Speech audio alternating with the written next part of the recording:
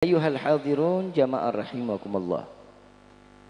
Fahamdan li rabbin hassana bi Muhammadin wa anqadhana min dhulmati jahli wad dayajiri ila nuril islamin wa ilmin wa hikmatin wa imanin wa yumnin wa khairil awamiri.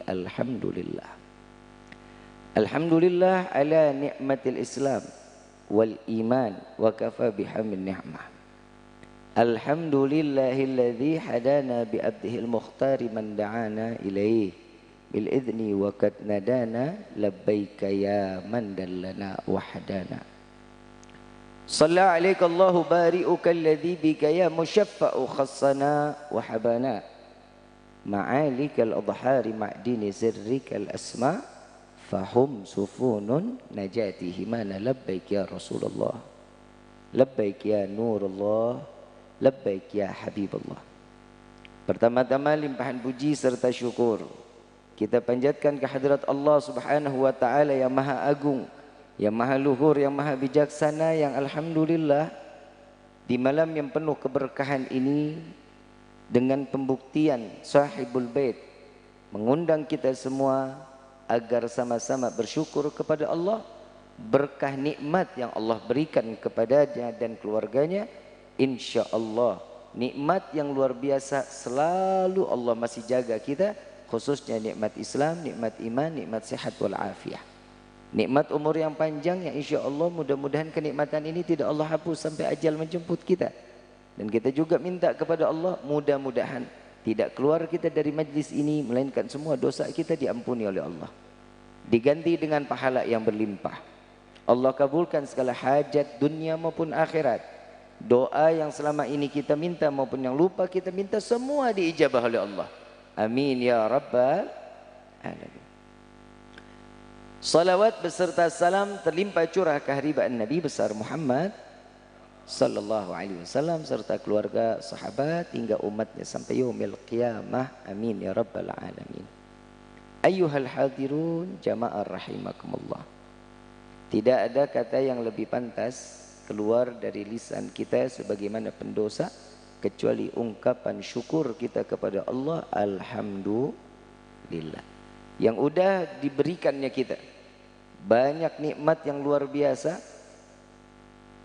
dengan cara Allah, dengan keinginan Allah, hati dan pikiran kita untuk tetap di jalan yang insya Allah diridhai oleh Allah.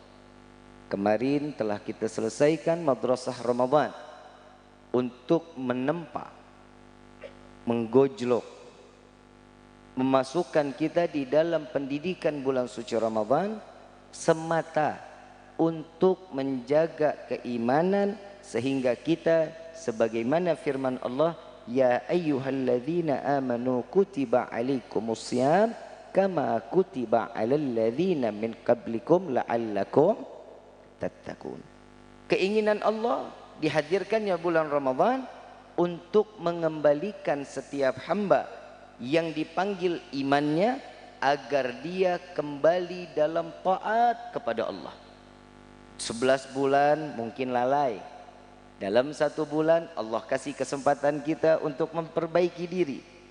Di dalamnya ada menjaga hawa nafsu, mengikat hawa nafsu dengan akal, menjaga dengan iman, sehingga orang tersebut selamat menunaikan ujian bulan Ramadan sehingga kita mendapatkan rapot terbaik kelak nanti sampainya di bulan Syawal. Dan alhamdulillah saat ini masih berada di bulan Syawal. Al-Faqir Rifki Al-Idrus mengucapkan minal aidin wal faidin kullu am wa antum bi khair taqabbalallah minna wa minkum taqabbal ya karim. Ya insyaallah mudah-mudahan amal ibadah kita di bulan suci Ramadan kemarin semua diterima oleh Allah. Tidak ada yang ditolak oleh Allah. Keluar dari bulan Ramadan dosa kita diampuni oleh Allah. Amin ya rabbal. Ayyuhal hadirun jama'ar rahimakumullah. Kalau membahas tentang khitan, Allah memberikan satu keberuntungan untuk umat Islam. Laki-laki wajib dikhitan.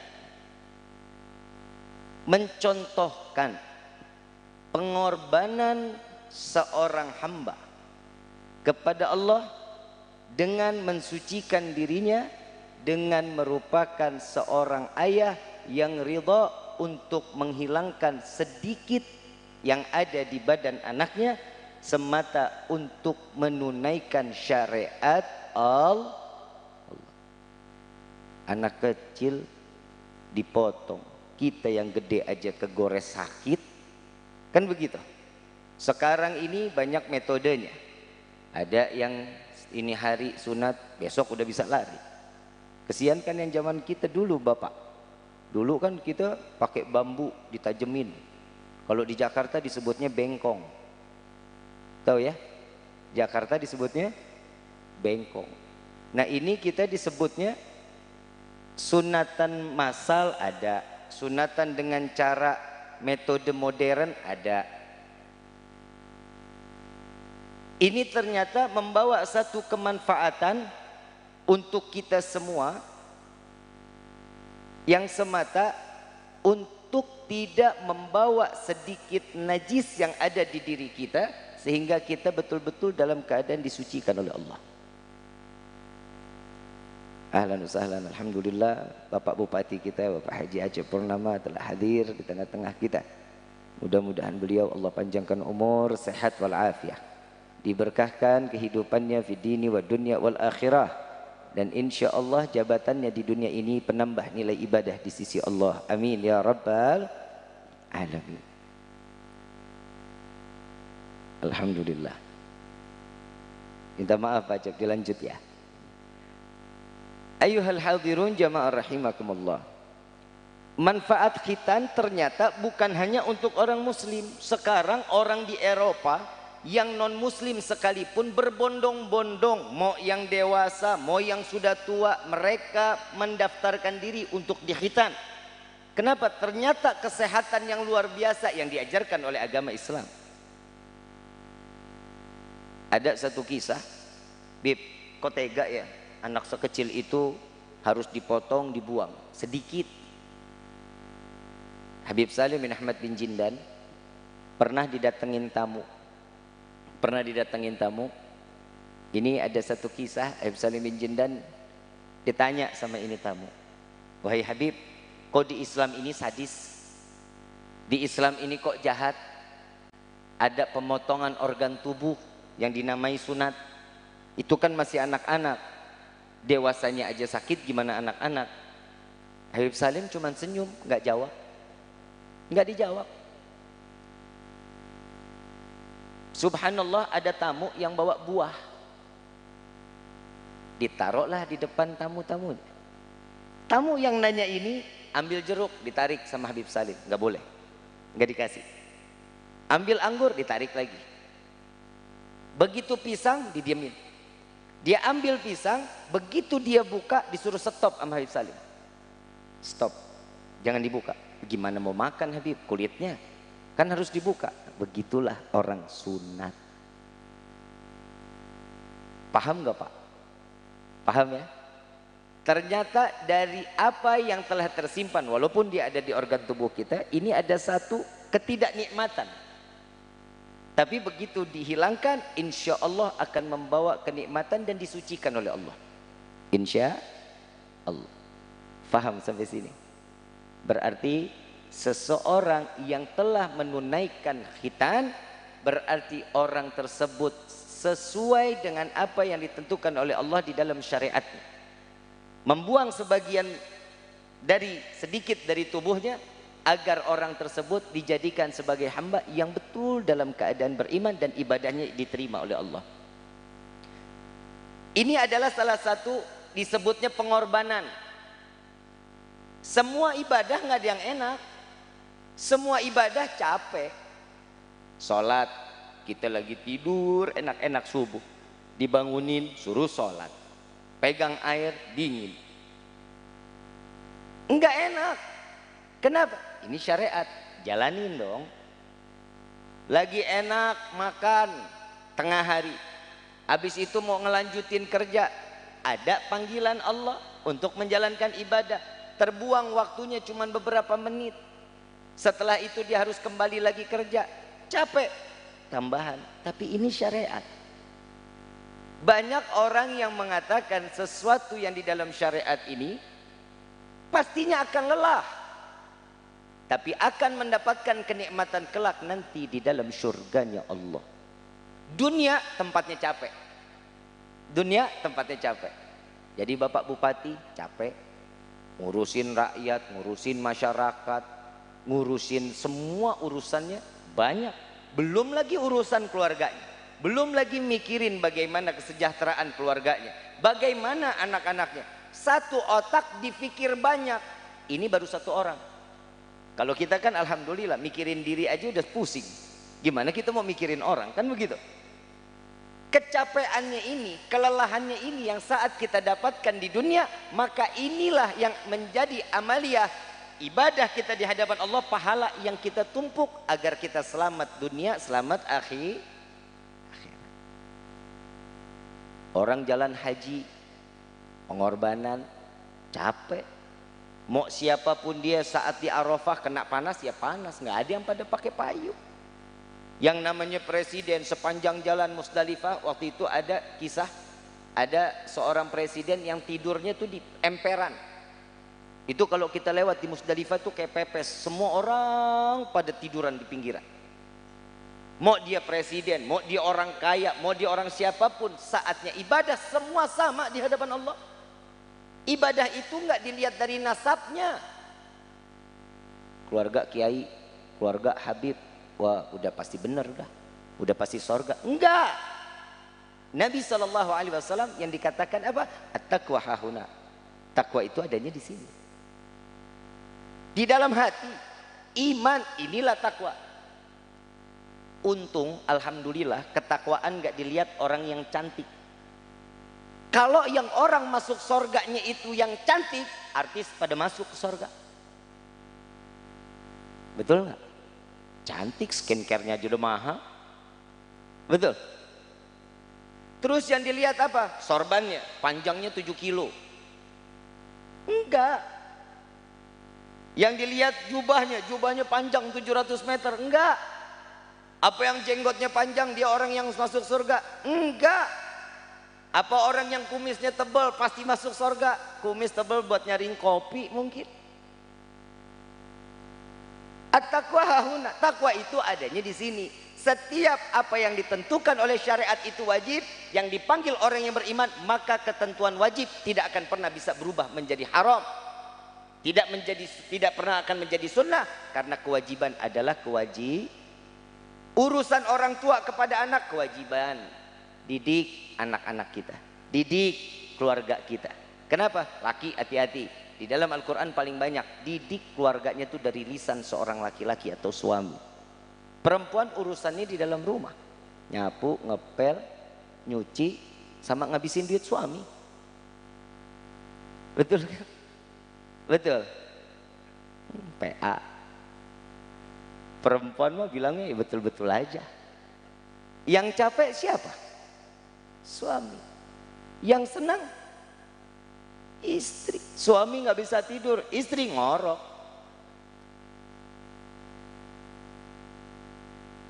Tapi kadang seorang istri ini untuk ngedidik anak suka parah. Hadis Nabi SAW mengatakan, didiklah anak-anak kalian sebagaimana pendidikan yang ada di zamanmu saat itu. Modernisasi boleh, silakan. Ajarin dengan metode modernnya kita, silakan. Nabi yang ngajarin boleh. Tapi nggak handphone. Dikit-dikit handphone. Mau makan handphone. Disuruh mandi handphone. Ibu lagi ngobrol biar nih anak diem, handphone. Betul nggak? Alasannya kenapa sih harus handphone? Kenapa? Biar apa ini anak? Biar anteng, biar nggak kelayaban. Saya kasih amalan biar anak anteng, mau nggak? Cekek. Anak kecil mana hidupnya anteng? Kalau ada anak kecil hidupnya anteng, periksa ke psikiater. Kenapa? Ada gangguan pastinya. Ada masalah ini anak. Yang namanya anak muter-muter keliling-keliling wajar kan, kita dulu juga begitu. Kita mau makan, sepeda keluar, dikejar-kejar sama orang tua kita. Ini nasi, ada sopnya, ada telur puyuhnya, kadang nasi sama kecap sama telur ceplok. Dikejar ini anak. Kenapa? Ridho. Mendidik seseorang itu jangan tanggung-tanggung. Bib, kalau begitu mah kayak zaman dulu mah capek. Capek, makanya fungsinya namanya surga itu ada di bawah telapak kaki seorang ibu. Biar capek. Kalau mau enak suruh pindahin surganya ke bapak. Jadi perempuan capek ya wajar. Ngurusin anak, ngurusin ini, wajar. Semua wajar. Kenapa? Karena inilah fungsinya seorang istri yang salehah. Maka dia pasti akan menjajakan dirinya, kehidupannya untuk bakti kepada suami dan bakti kepada Allah subhanahu. Ajarin dong. Sholatnya dijaga, anak-anaknya ditanyain ngajinya, ditanyain udah sampai di mana suratnya. Kalau kita kan kagak. Maaf, kalau kita nih nauzubillah min dzalik, kalau rumah kita kebakaran, tolong dijawab. Anak kita ada di dalam kamar, kira-kira ini rumah yang lagi kebakaran, anak kita lagi tidur di dalam kamar, kita bangunin nggak? Ditolongin nggak? Ibu, ntar bapak kebakar, nggak apa-apa, nggak apa-apa, pasti nggak bakal, nggak apa-apa Bib, biar saya mati sekalipun, yang penting anak saya selamat. Nggak ada orang tua, udah Bib biarin aja Bib, stok anak saya masih banyak. Nggak ada orang tua begitu kan, nggak ada. Pastinya diselamatin itu anak. Mau dianya yang kebakar, mau dia ketimpa reruntuhan, bodoh, yang penting ini anak keluar dulu selamat. Tapi di akhir zaman banyak orang tua yang melemparkan anak-anaknya sampai ke jurang api neraka jahanam. Kenapa? Sholat subuhnya nggak dibangunin, sholat zuhurnya nggak ditanya, sholat asar nggak diingetin, sholat maghrib didiemin, sholat isya dibiarin. Itu orang tua sekarang. Giliran sekolah, matematika nilai berapa harus, bahasa Inggris berapa harus. Boleh, ilmu dunia itu boleh, bukan yang nggak boleh. Kita butuh, kita kalau sakit kemana larinya? Kemana? Ya ke dokter. Nggak mungkin kita ke tukang spare part mobil. Ada ilmunya. Tapi bukan berarti kita ke dokter terus disembuh saya dari dokter, bukan. Itu ikhtiarnya kita. Ikhtiarnya kita lagi sakit, datang ke dokter, itu ikhtiar, dikasih obat, alhamdulillah cocok. Karena dokter ini tahu, nggak semua dokter Tuhan, bukan. Yang nyembuhin kita Allah, yang ngasih penyakit Allah. Kalau semuanya bersangkut paut, contoh deh, ada seorang dokter, hidupnya dia dedikasikan untuk masyarakat. Dia serahkan, dia wakafkan dirinya buat masyarakat. Kapanpun masyarakat butuh, saya siap, saya bakal datang untuk membantu, menyembuhkan, memberikan obat. Itu niatnya baik nggak tuh? Niatnya baik nggak? Ilmu dunia, betul? Ada seorang yang paham dah di masalah agama, ngajar ngaji atau dia qori. Ustaz Rian maaf ya, ada seorang qori, dia mau diundang wajib DP. Seminggu sebelum acara wajib lunas. Yang paling benar qori apa dokter? Qori apa dokter? Yang namanya qori kan ilmu akhirat, harusnya kan lillah wa fillah. Nah ini, yang ini ilmunya dunia tapi lillah wa fillah untuk jalan Allah. Amalianya akan terhitung pahala yang besar. Ini kan kita ada ilmu dunia yang bawa kita ke surga, ada ilmu akhirat yang ngejerumusin kita ke neraka. Naudzubillahi min. Dua ilmu ini baik, bukan nggak baik. Amaliyah kita nih dijaga, ibadah kita Allahumma deh kurang, bukan main. Sholat tidak pernah khusyuk, wudhu kita nggak pernah bener, kadang sama suami galak banget, kadang sama istri zalim, kan banyak yang begitu tuh. Insya Allah sih bukan di sini, sini mah istri-istri solehah, calon bidadari surganya Allah, tapi bohong. Nyenengin orang kan pahala ya. Tadi udah seneng belum dijawabnya? Ya alhamdulillah kan dapat pahala 2 kali kan lumayan. Mau jadi istri yang solehah, ikut apa yang disyariatkan oleh Allah. Dengan caranya masing. Urusin suami, pahala. Senyum, pahala. Bikinin kopi sambil senyum, apalagi baca sholawat. Pahalanya luar biasa. Ditambah goyangan. Tangannya, ini kan ngelarutin gula mesti digoyang. Suudon aja. Pendidikan ini ada. Bukan berarti kita sudah dikasih rezeki anak terus kita diemin, jangan. Ibu pernah gila karena anak, bapak pernah lebih gila buat anak. Ibu waktu hamil mengasih test pack sama suami, dia bilang positif. Ibu cuma nahan sampai 9 bulan. Bapak begitu positif, anak udah masuk di atas di otaknya udah ada, Pak. Betul-betul, Bu. Buat bayi sehat di dalam kandungan bagaimana? Cari rezeki. Saat ini ntar lahiran bagaimana? Sediain rezekinya. Cari uangnya capek. Sampai nih anak sekolah, sampai nih anak selesai kuliah, sampai kerja, sampai matinya soal yang namanya ayah, pasti baru berhenti mikirin anaknya.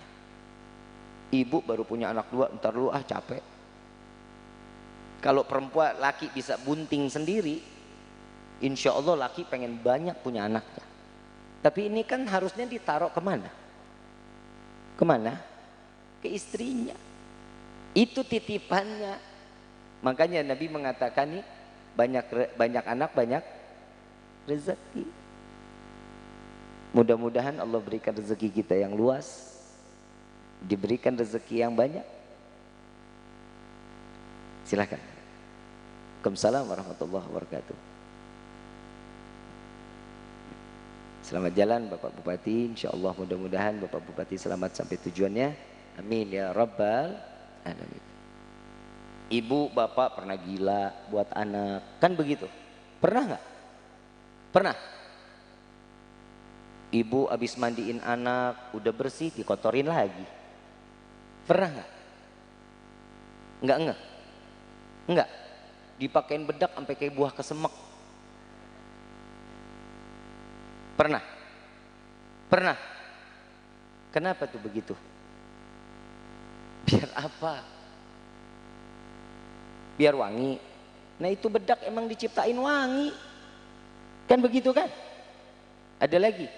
Ada. Lagi disuapin makan. Masya Allah. Lari-larian kita nih, anak lagi naik keluar sepeda nih, muter-muter. Nah sini dulu nak, isi bensin lah. Ini anak apa mesin 2 tak? Gila nggak tuh?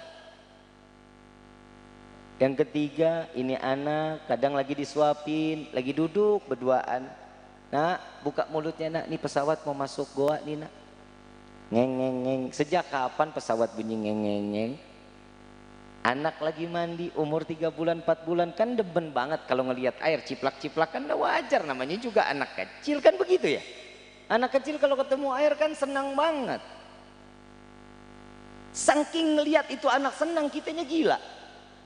Ada lagunya, tahu lagunya? Bebek mandi di pakai sabun. Gila nggak tuh? Anak sendiri dibilang bebek, mandi di bak dibilang kali. Lagi juga sejak kapan bebek mandi pakai sabun? Ini kegilaan orang tua yang nggak disadarin. Selesai mandi ditaruh di atas tempat tidur, ada perlaknya. Dipakein minyak telon, dipakein bedak. Yang namanya anak kecil kena tangan dewasa kan ke badannya geli. Saat dipakein, ini anak lincah banget ke sana ke sini, tangan goyang, kaki goyang. Ada nggak yang begitu? Betul nggak?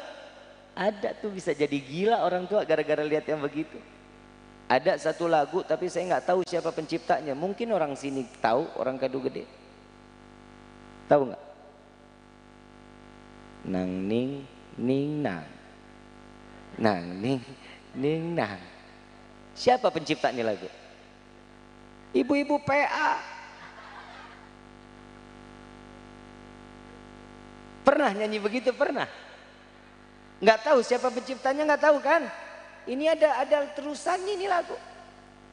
Nang ning nang. Nang ning nang. Anak siapa? Anak siapa? Yang mandiin dia, yang minyakin dia, yang bedakin dia, dia tanya anak siapa? Anak siapa? Gila nggak? Gila nggak? Coba kita lihat, kita buat anak kan ridho banget, semua kita kasih buat anak-anak kita, buat keluarga kita ridho banget. Apalagi kalau ini semuanya dijalanin karena ridhonya kita ke hadapan Allah, minta keridhaan Allah, insya Allah semuanya makin ditambahkan kenikmatan dari Allah. Makanya fungsinya syukur di hadapan Allah membawa diri kita untuk selalu tahu diri kalau kita ini seorang hamba yang kapanpun kita butuh Allah ada. Tapi saat waktu-waktu tertentu Allah menginginkan ayo kalian ibadah kepadaku, ibadah kita nih Allah nggak butuh, tapi kita yang butuh sama Allah. Dikasih waktu-waktu tertentu untuk dia nih ibadah, tapi kitanya yang masih ngeyel di hadapan Allah. Apa sih yang nggak diberikan sama Allah buat kita? Semua Allah kasih, betul? Semua. Ada di sini umur yang 60 tahun ada? Pernah nggak bapak ibu yang umur 60 tahun doa sama Allah, ya Allah berikan kami nafas untuk besok, minta oksigen buat besok? Ada? Tapi apa? Gak minta aja Allah kasih. Masalah tidur, kita kadang suka ngiri sama orang tidurnya gampang, apalagi orang kaya tidurnya pasti enak, pakai AC, tempatnya nyaman. Alhamdulillah, kita mah di karpet begini aja tidur pules, ileran lagi. Buat apa yang kita iriin? Kalau orang kaya bisa beli tempat tidur mewah, indah, cantik, bagus, sehat, tapi demi Allah orang kaya nggak bakal pernah bisa beli nikmatnya tidur yang Allah kasih buat kita. Obat tidur ada, nikmatnya tidur nggak ada. Kita mah alhamdulillah semua kita nikmatin, insya. Nah fungsinya ini hari, yuk sama-sama Sahibul Hajat ngajak kita untuk sama-sama syukur kepada Allah, agar kita tahu diri atas diri ini bahwa kita adalah seorang hamba yang membutuhkan tuannya. Kita ini kan pembantu, kita ini pembantu. Kalau boleh dibilang seorang hamba yang mengemis kepada siapa? Kepada rajanya. Siapa? Allah Subhanahu, Raja semesta alam, Tuhan semesta alam, Rabbul Alamin. Dia yang memberikan kita semua. Semuanya ada di dunia, apa yang enggak ada? Semuanya ada enggak? Ada. Tergantung segimana kita membutuhkan, maka di situ Allah berikan buat kita. Sama begitu juga urusan rezeki. Rezeki dikit, alhamdulillah. Rezeki banyak, lebih dari alhamdulillah, sujud syukur kita harus. Kan begitu. Tapi ini manusia, Ramadan kemarin ini kadang kita suka ngelupain. Lihat Ramadan kemarin rezeki kita melimpah ruah nggak? Melimpah nggak? Ada doanya Nabi di situ. Ya Allah berkahkan rezeki umatku tatkala datangnya bulan suci Ramadan. Ini doanya Nabi. Ini doanya. Semuanya kita nikmatin. Buka puasa makan bihun nikmat, buka puasa makan lontong nikmat, gorengan nikmat. Itu rezeki dari Allah. Biji salak, tahu biji salak? Ada biji salak di Kuningan ada? Coba lihat biji salak, 11 bulan dibuang-buang, datang bulan Ramadan dicari tuh biji salak.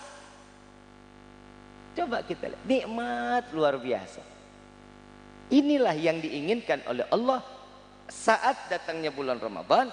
Tahu diri kita semua diberikan kelengkapan oleh Allah lewat dari bulan Ramadan. Ayo tingkatin ketakwaan kita. Syaitan bulan Ramadan katanya kan diikat, betul nggak? Dikerangkeng, betul? Betul ya? Dikerangkeng, diikat, nggak boleh keluar, dibelenggu. Begitu selesai Ramadan, ini syaitan dibuka lagi. Ngelihat kita yang selesai dari bulan Ramadan, apabila dia melaksanakan ibadah di bulan Ramadan dengan benar, syaitan nggak bakal mau deketin kita. Kenapa? Bercahaya, oh makin dekat, susah mau ngedeketin kita. Justru nih yang kita khawatirin, selesai bulan Ramadan setan dilepas, kita bersahabat lagi. Ini yang bahaya. Mudah-mudahan Allah jaga hati kita, mudah-mudahan Allah jaga kehidupan kita. Amin ya rabbal alamin. Ayyuhal hadirun jamaah rahimakumullah. Terakhir dari saya. Setelah rasa syukur atas nikmat yang telah Allah berikan kepada kita, kita minta kepada Allah dengan umur yang saat ini Allah berikan, Allah izinkan kita untuk sisa umur kita terus ibadah kepada Allah. Amin. Ya Rabbal, Bib, saya kan masih muda, ibadah. Mau muda, mau bajingan, mau siapapun dia, yang mau tatoan, mau yang preman, sholat, ibadah. Kenapa? Karena itu yang akan membawa kita, Allah pantaskan kita mendapat hidayah, atau Allah jauhkan kita dari rahmatnya Allah. Sholat. Berusaha untuk baik di hadapan, berusaha. Istri mau rezekinya lancar, seorang suami doa. Bisa nangis, susah Bib nangis, pakai Insto atau Visin. Berpura-pura nangis juga nggak apa-apa udah. Biar apa? Biar semua doanya kita dikabulin sama Allah. Umur nih udah kita nggak ada yang tahu. Yang di dalam kandungan bisa mati nggak? Yang baru lahir bisa mati. Yang tua, apalagi yang muda. Coba lihat, ada di sini umur 60 tahun ada tadi ya.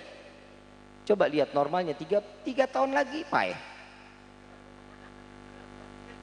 Loh, ini kan Nabi yang ngomong. Betul nggak? Umur umatku nggak jauh-jauh dari 60 sampai 70. Betul kan? Kalau udah 70, bonus 7 tahun. Ada lebih lagi, alhamdulillah, yang 63 ada di sini. Tinggal dicabut cikringnya. Kan begitu kan? Manfaatin umur kita untuk ibadah kepada Allah. Apa kata Nabi? Sebagaimana kalian ingin melihat semasa hidupnya manusia, maka lihat bagaimana matinya. Kalau dia matinya husnul khatimah, baik, maka memang kehidupannya di dunia ini dalam keadaan baik.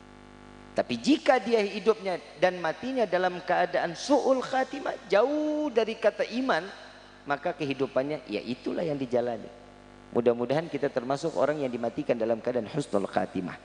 Amin ya rabbal alamin.